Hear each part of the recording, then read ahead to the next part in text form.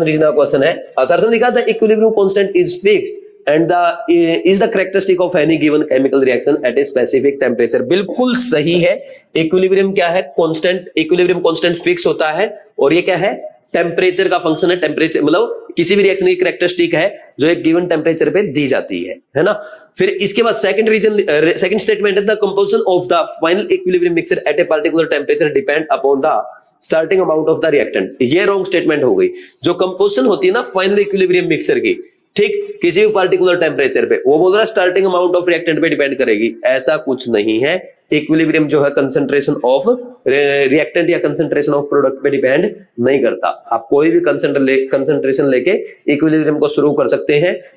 आप रिएक्टेंट की साइड से शुरू कर सकते हैं या प्रोडक्ट की साइड से शुरू कर सकते हैं, ठीक। तो if assertion is true and reason is false, answer क्या आ जाएगा, आंसर आ जाएगा आपका third.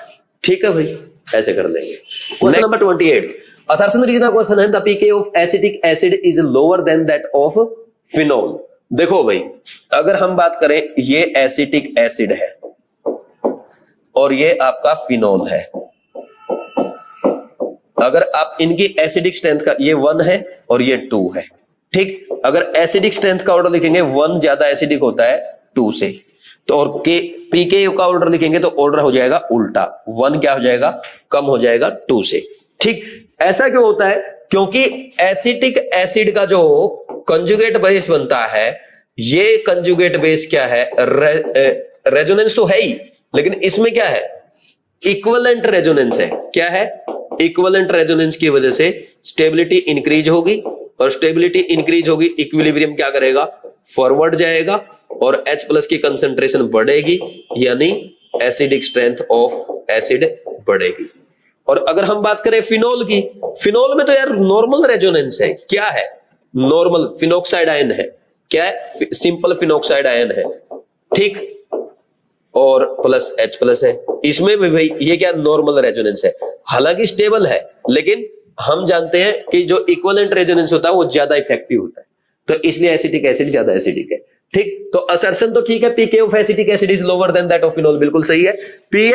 Phenoxide ion is more resonance stabilise, नहीं, हम क्या बोलेंगे, अगर रेजोनेंस आप स्टेबिलिटी की बात करेंगे तो आपका ना एसीटेट आयन जो है ये ज्यादा स्टेबल होगा, किससे, फिनोक्साइड आयन से। क्यों, ड्यू टू इक्विवेलेंट रेजोनेंस। समझे कि नहीं समझे, बोलो, कोई डाउट है क्या। तो सेकंड स्टेटमेंट रॉन्ग हो गई। Phenoxide ion more resonance stabilize है, नो डाउट, बट उससे ज्यादा स्टेबलाइज नहीं है, ठीक। तो आंसर क्या आएगा, assertion correct, reason false, answer is third. तो ये था आपका क्वेश्चन नंबर 28। कुछ लिखना चाहो लिख लो, क्योंकि इंपॉर्टेंट क्वेश्चन है। आप फिर मिस्टेक कर सकते हो, आप ये मान सकते हो फिनोक्साइड आयन क्या है, रेजोनेंस स्टेबलाइज है, आप उसको सही कर सकते हो, सही, वो रेजोनेंस स्टेबलाइज है, no doubt, but more stabilize यानी वो एसीटेट आयन के साथ कंपेयर कर रहा है, यानी इनडायरेक्टली वो बोल रहा है कि वो एसीटेट आयन से ज्यादा स्टेबल है। तो इसलिए ये रॉन्ग हो गया, क्योंकि एसीटेट आयन क्या है, फिनोक्साइड आयन से ज्यादा स्टेबल है। तो ये बात आप जरूर लिखें ताकि एग्जाम में आपसे मिस्टेक ना हो।